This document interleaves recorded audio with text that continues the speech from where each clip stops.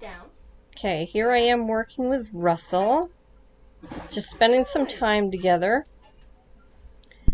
And our primary focus during this chunk of time is the down command. Good boy. But there's always other stuff going on, and so I view it now a lot less like a quote-unquote session. Good boy. When I'm with a dog, and it's more just we're spending some time together. So there might be a primary thing we're focused on, but we're always looking at the dog as a whole. We're always working on more than one thing. So, yes, we're working on the command down. We're working on tying the e-collar into it, which I'm going to talk about here in a second. He's so funny. But we're also working on confidence building, and getting him used to assertive energy, and building him up in that manner.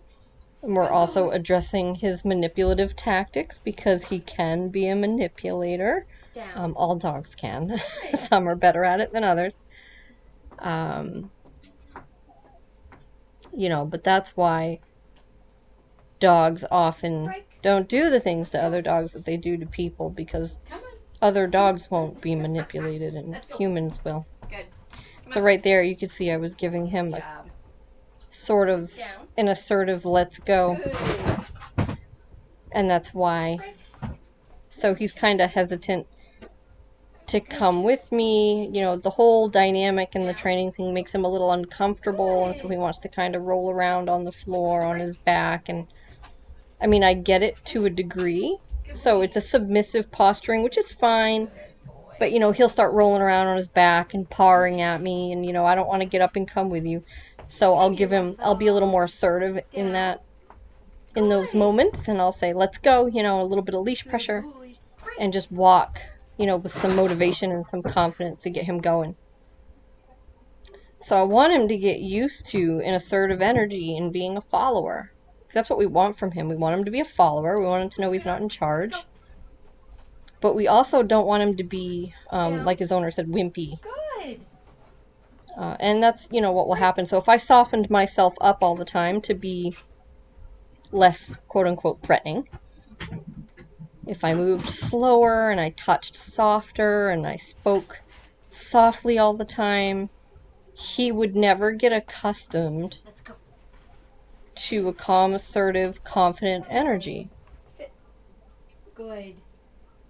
So we don't want to change the environment to make the dog comfortable. We want to teach the dog to be comfortable in the environment, because that's reality. You can't change the rest of the world. So calm petting, see? So yes, I'm sharing affection, but it's not a soft coddling affection. It's a firm touch, it's a firm pet, it's a motivating tone of voice. Good boy, let's go. So Louie just came in a few minutes ago. He's over there in the crate, and you can't hear it probably, but there's a lot of whining and staring going on. And I think I talk about that a little bit here in a minute, but he's a reactive dog, and his owner still has to largely micromanage him when he has people over to the house. Yeah, here we go.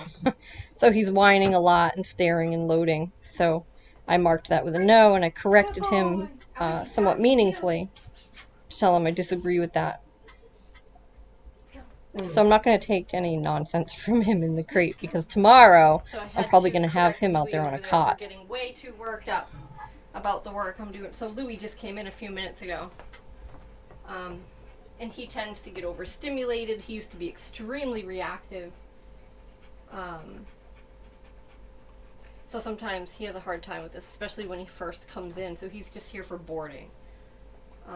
But, you know, we'll work on some things while he's here, and this is certainly one of them. But so when I said N-O, poor Russell here was probably like, oh no, what did I do? That wasn't for you. Ready? Down. So I'm going to address all those moments with Louie while he's in the crate, and then tomorrow I'll probably have him on the cot while I'm working dogs. And I have people coming in and out just so I can continue to address that, get some more practice under his belt, so when he goes home, and his owner continues the great work that he's done with him. maybe he'll get even better results. But so with Russell, you know, we're working on teaching him the word down and taking out any food luring or body language. We are teaching him the language of the e-collar, so it turns on when I give the command, it shuts off when he does it. Super low levels, working levels, I think we're on a 6 here, so he just feels it. Come here, buddy. Teaching him leash pressure, come with me when you feel the leash pressure, don't fight against it.